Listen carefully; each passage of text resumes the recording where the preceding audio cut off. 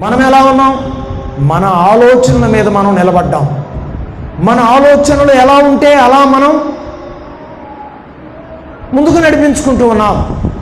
అంటే మనం నిజముగా దేవుని మీద విశ్వాసంతో నిలబడిన వారమేనా గమనించాలి.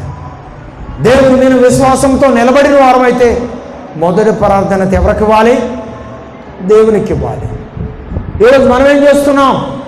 మనం ఎవరినైతే ఎక్కువగా ప్రేమిస్తున్నామో వారికి మొదటి ప్రాధాన్యతలు ఇస్తున్నాం.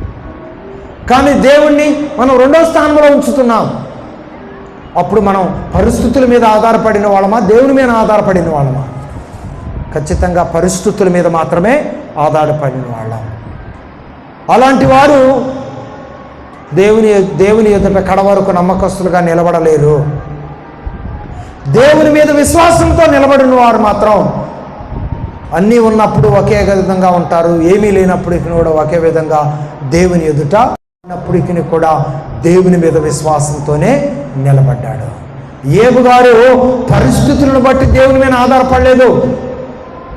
అలాగే తన విశ్వాసాన్ని పరిస్థితులను బట్టి ఆయన నడిపించుకోలేదు. కానీ దేవుని మీద తన విశ్వాసాన్ని నుంచి అడుగులు